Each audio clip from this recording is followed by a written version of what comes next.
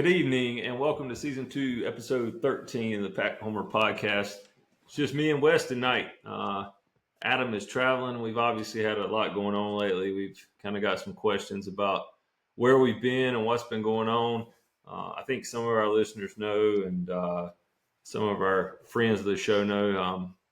My father was in the ICU for about 3 weeks, and he passed away. It's been 8 days now, so that's taken up a lot of my time, and obviously a really sad time for my family, and we appreciate all the thoughts and the prayers. But we're back. We're hoping to get back on schedule. Tonight we're going to talk about a little NC State baseball. I think the last time we talked was right before the Louisville series, and since then we have gone 5-1 with a 2-1 series victory over Louisville. And obviously this past weekend just swept Cal on the road at Cal on Thursday, Friday, Saturday. So, Wes, glad to have you. Yeah, glad to see you, man. Yeah, you're going to have to talk a lot more tonight. Like, you don't really have a choice. Yeah, no choice. We certainly miss Adam tonight. Yeah. So, Wesley, not going to talk a ton about the Louisville series. It was kind of a crazy series. Game one, Dom didn't really throw that good. I think he got chased after 2.2 innings. I guess the story from that game was that Duden came in and threw 4 shutout innings. The game was like back and forth.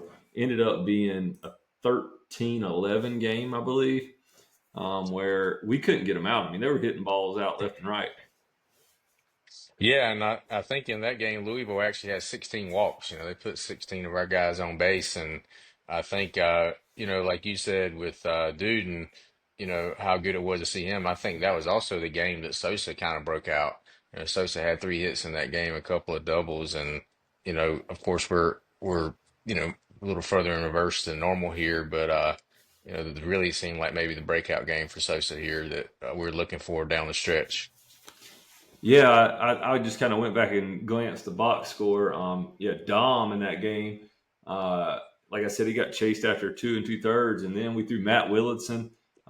We were down 6-1, and I don't know if at first we went to Willardson and he gave us an inning and a third, but it was almost like we were trying to save the bullpen for the rest of the weekend because Louisville was just hammering on us. And then we scored 7 runs in the fourth. We got right back in the game, and Duden came in and threw the last 4 innings. We were able to win 13-11, and really just a crazy game. We went down, at one point we were down 11-8 through 5, and then through 4.5, and then scored 3 in the bottom half of the 5th. But yeah, I forgot that. Wesley, that was kind of where, and Sosa's been hitting the ball a lot better lately, but that was kind of where he turned it around. He had 3 hits in that game, and just a crazy game. They walked 16 guys. I think the stat I read was they were averaging 4 walks a game as a pitching staff, and they walked 16 that night. And the zone was tight. I remember being a little frustrated early, but we only walked 3 batters the whole game, and Louisville walked 16. So we win Yeah, game. Go ahead. I kind of got the impression when Willison came in, the same as you, that we were kind of preserving the bullpen for the next 2 games, and all of a sudden we jump on them. So that was definitely a change in momentum there in the middle of that game. Yeah, and here lately we've won had a lot of comeback victories where we just fought and fought and fought. We won the walk-off versus Virginia. Then we win that game in comeback fashion. 1-1 this weekend against Cal where we were down 6-0. So, we got a ton of fight. Then game 2 of that Louisville series, though, we absolutely got the brakes beat off of us. They scored 25 runs. And I think our last podcast, I believe it was our last show, Wes, you kept saying, I'd like to see us be a little more consistent. So, we win 13-11, and then we turn around and get beat 25-8. Yeah, and I remember a few weeks ago we were kind of cracking on Missouri that they had played a baseball game and had 8 errors, which I think they actually won that game. And then I know we only had 5 errors on the stat sheet, but man, it felt like we could not field a ball in the field. We really couldn't do anything right that game, and on top of the errors, they had 21 hits thrown in there and 6 home runs. So Yeah, it was really just a bad day at the ballpark. yeah, it was bonkers. I mean, we threw Andrews, Consiglio, Lucas, Deans, and Tristan Potts, and everyone that we ran out there, they seemed to barrel up. It was miserable. They scored 9 in the seventh. It was a Yeah, seven. and after that game, you know, I really thought Louisville was just better than we were after Yeah, that game. So when we got to Sunday, that was a pleasant surprise. When we got to Sunday, and of course, just like it's been a couple weeks ago since we us three got together and talked, but I know for all of us, our confidence has never wavered in Marone, and not only the previous Sunday, but this past Sunday as well. He showed everybody what he can do in those games, which was two really well pitched games. yeah, and there's been like a lot of back and forth when Marone struggled. He threw 126 pitches, and everybody's like, "Oh, we killed him," and uh, we threw him too much too early in the season, or maybe he's not as good as we thought he was. And Louisville is as good an offensive team as anybody in the ACC. I mean, they have stupid numbers. They're hitting 319. They run the bases. They've stolen 84 bases. They put a lot of pressure on you. They hit the ball out of the ballpark. I think that freshman they got's hit 15 home runs now.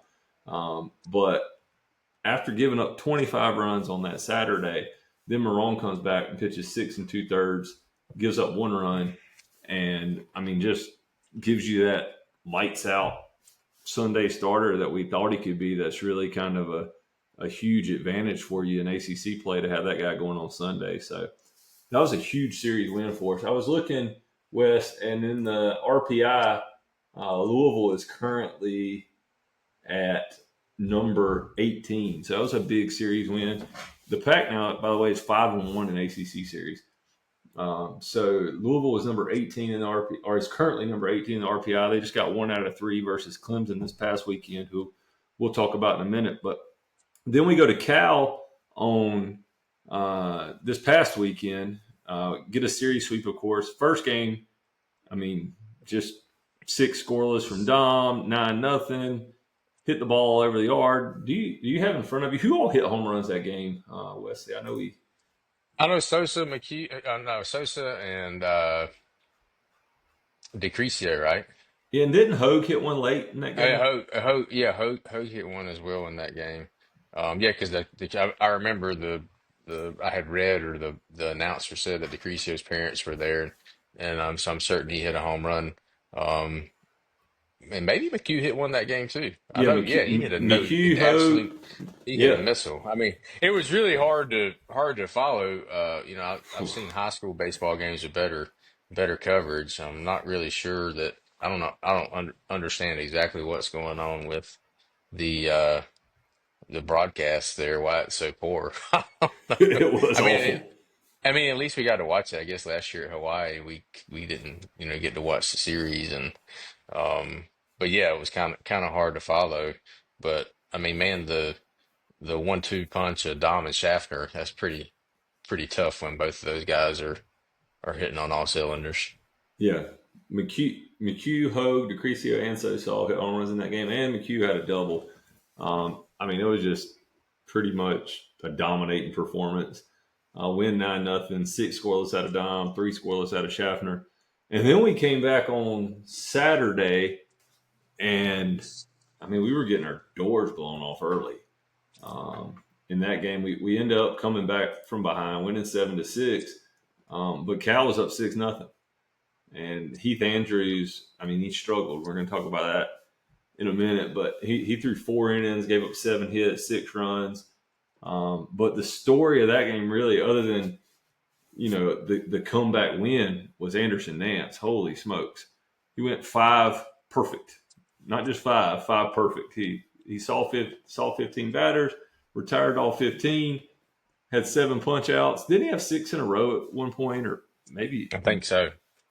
it could have been 7 in a row. Anyway, he just like came in after we came back and scored 5 in the bottom of the fourth, and then our 6 in the top of the fifth. I'm sorry, to tie the game at 6.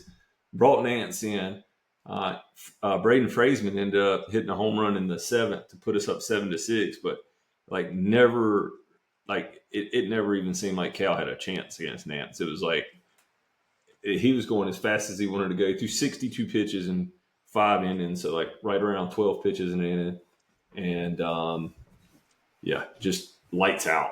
I mean, hell of a performance from a freshman. Hell of a performance from anybody, but a freshman on the Yeah, and road. I don't know what the stats are for, the Eastern U.S. teams traveling to California this year, how they're doing, against Stanford and Cal, but we didn't seem to have, to be too impacted by the cross country travel. And I did see where the team went to like a Giants game, so I guess Patrick Bailey set them up to go through the go through all that operation. That had to be pretty cool for those guys to go check that ballpark out. So I guess they went a day early. That was good that they were able to go a day early and I guess acclimate to the uh, time difference there. But yeah, it didn't seem to affect us at all. No. And then on Saturday, Marone again, lights out, 7 2/3, 9 punch outs, 4 hits. He only got chased late in the game. Well, he was probably nearing his pitch count. I think they would have liked to get him through 8 just because he had thrown the ball so good. But in that game, through 7, he had given up 0 earned runs. Cal scored a run in the bottom of the first on a pass ball from they got to a ball that got to the backstop. They scored 1 and tied it at 1, and then we came back and scored 2 quickly in the second. Sosa hit a home run late in that game, but kind of one of those games where Marone just dominated from start to finish. And then when the double they hit in the 8th inning was really just like a shift. The guy hit it backside against the shift, hit a ball down in the corner on the ground, not really a ball that was scorched. And guy gets a double, and then Duden gives up a hit to the first batter he faces to give Marone an earned run on the day.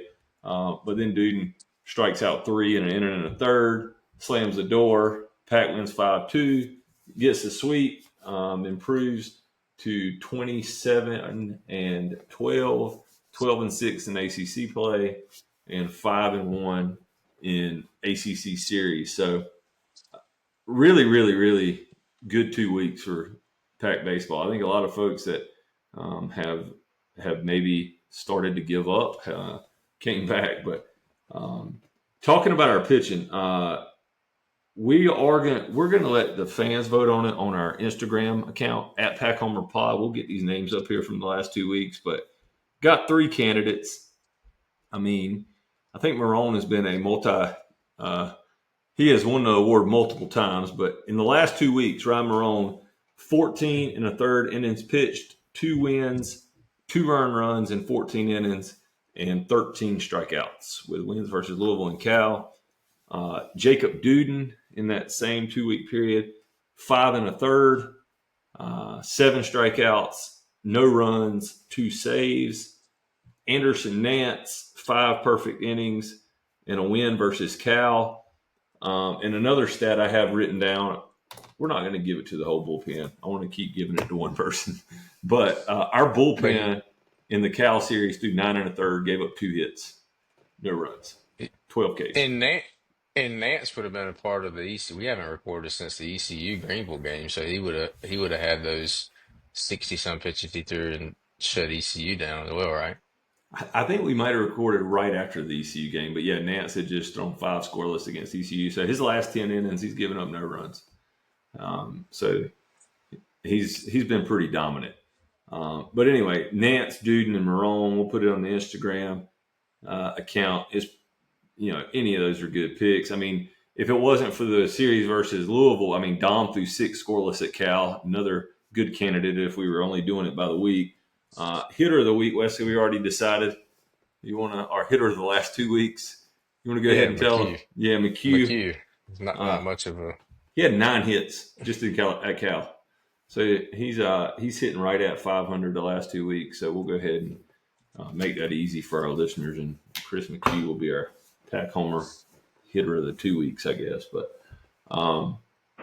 wanted to talk a little bit about these 2 series, and then we'll talk about Clemson a little bit, and then we'll jump. Won't go as long tonight, but A lot of questions swirling around about should we move Nance to the rotation.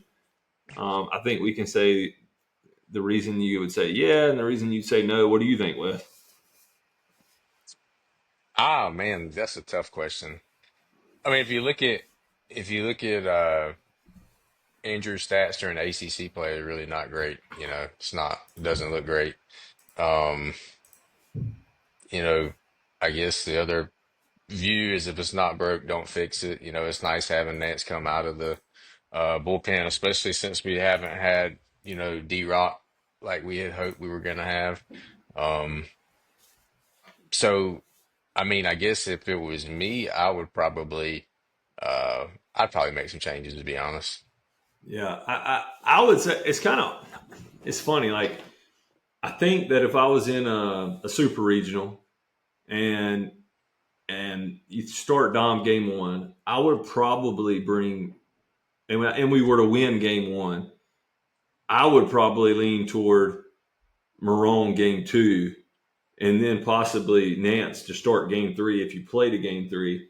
The hard part about it to me is like if you had a healthy D Rock, if some for some reason Shane Van Dam comes back at, before the end of the year, he's coming up on like a year now since his injury, and could give you good innings. The hard part about taking Andrews out of the rotation to me is like like our formula has kind of been Dom and Schaffner, Andrews and Nance, and then Marone and Duden. And Duden, of course, could throw. Depending on how long he were to go, he could throw two of the three games in a series. And Schaffner has thrown three games in a series, so those guys can give you a little length. But if you were to start, uh, if you were to start Nance, I don't feel quite as good about Andrews after Nance as I do Nance after Andrews. I mean, I think high Yeah, level I agree with that. situations, I just trust Nance a lot more. I mean, I guess the flip side of that is if you get down big early, you're not. It's not always easy to just keep coming back. We've made it look a little easier than it is, but I don't know. I think if I you just had, feel like you just got to give the man a chance to start, at least I mean, he I threw feel like five perfect. Yeah, yeah, I feel like he's earned the opportunity there. But I mean, I see it both ways. I mean, it's not like Andrews has been terrible, right? I mean, there's, but at the same time, we're really getting to the meat of the schedule. If you look at, I'm thinking our RPI is around 30, 32. We got Clemson this weekend, and then we got Carolina, then Miami. I think Miami's actually in the low 30s as well. Um, so, I mean, the competition is only getting better from this point, right? yeah. We have Clemson, then Miami, then UNC, but Miami just swept Georgia Tech, and like you said, they've moved in up to 36 in the RPI. So if you look at like what a quad one win is, it is a top 25 opponent at home. Clemson will check that box. It is a top 60 opponent on the road, which Miami is on the road and UNC is on the road. So you have three or nine quad one games out of your next 12 ball games. And then you have ECU and UNCW in there. And ECU, I mean, they really struggle to hit the ball, but they could turn into that away game with them could turn into a quad one game because if they were to get into the top 60 in the RPI, that game we won earlier this year in Greenville would become a quad one win. But yeah, it's kind of, I mean, we were in the meat of the schedule. And I think, like you said, Wes, if you felt a little bit better about where Derek Smith sat, then I might would push Nance into the Saturday role. I mean, he's had no problem throwing 80 or 90 pitches. I mean, he's done it in relief and he's just been dominant. I mean, if you look at what I would say has been our five best pitchers right now. Nance has a 2.95 ERA, Fritton at 3.21, Marone at 3.75, Schaffner at 2.28, and Duden at 3.26. I mean, we were just talking a couple of weeks ago how Duden was. People were saying Duden was broken. I don't think we ever thought he was broken. We knew the stuff was good enough. But his ERA is down to 3.26, and I think he's on 11 scoreless innings in a row or something. Yeah, So yeah, yeah. And I think sometimes the you know Schaffner's kind of gotten overlooked, based on the kind of the preseason accolades that Duden had, and Schaffner's been really, really good for us. I don't know that that was what I was expecting coming into the season. I mean, we knew that uh, he's been called the best athlete on the team, several times, but he's been really, really good for that pitching staff. Yeah, I was reading Schaffner's bio tonight, and I knew Schaffner was a two-way guy early in his career, and he's obviously a really good athlete. He had 11 home runs as a senior in high school, and that's a shortened season. But Schaffner's only has 5 walks in 27 innings, and opponents are hitting 238 against him. The freshman Nance are only hitting 224 against, but Jacob Duden now opponents are down to hitting 185 against. I mean, we have some good arms. I think everybody would feel better if Andrews would come out this weekend and give us a good Saturday start, which kind of leads me to our next question. We talk about our bullpen. So tomorrow night we play East Carolina. It'll be tonight for a lot of you folks who were probably listening for the first time this week, but we have to play on Thursdays. With the ACC network, Clemson's a big series. Their game is nationally televised Thursday night.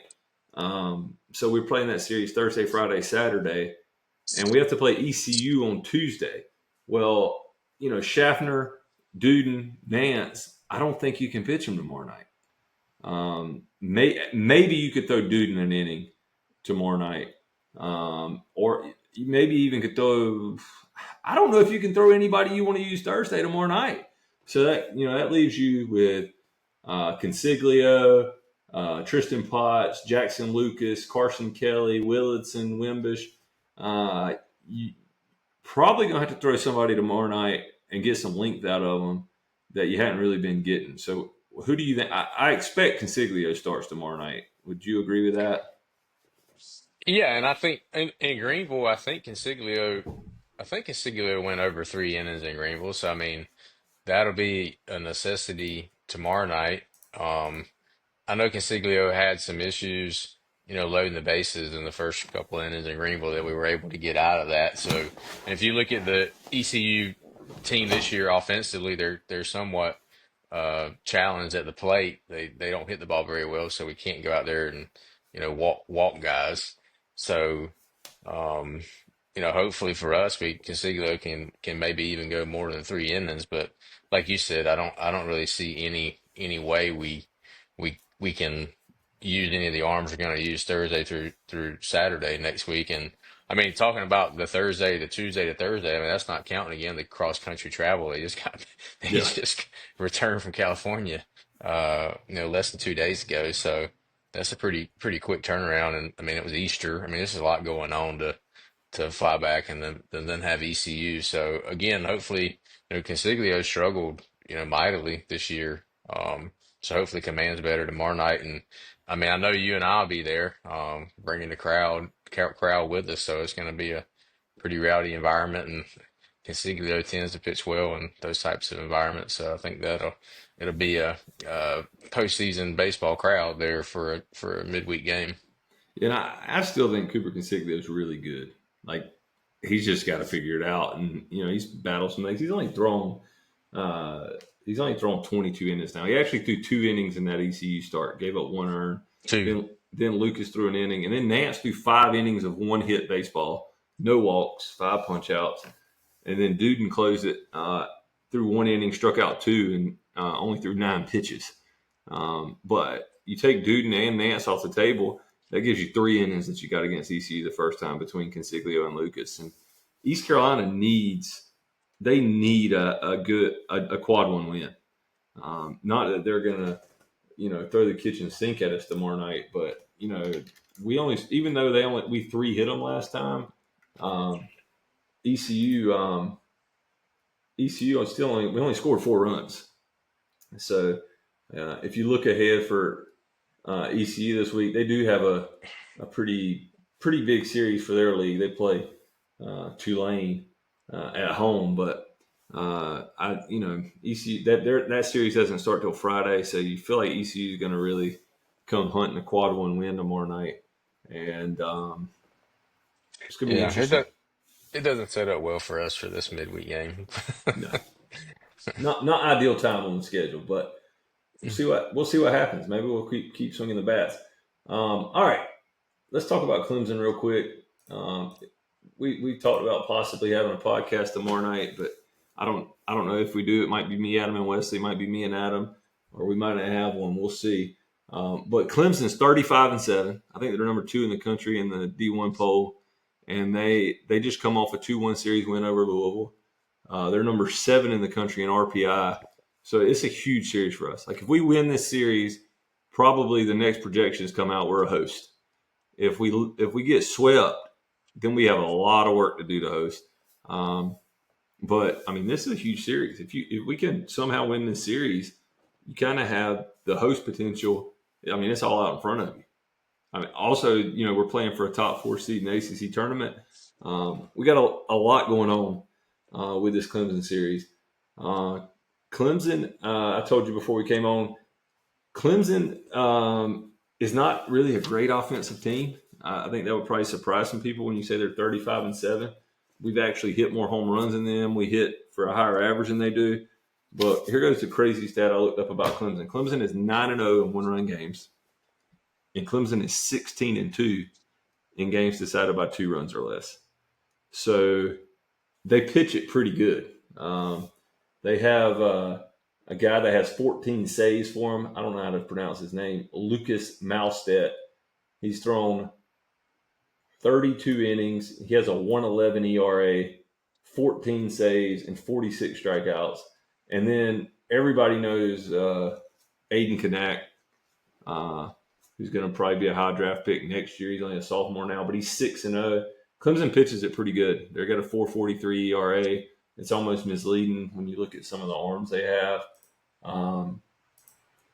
Clemson overall, as a team, has the 4th best ERA in the conference. They've struck out 406 batters, which is 3rd in the league. Compared to NC State, we've struck out 360. And we have a 4.98 ERA. So I would say pitching is probably the strong point of both teams.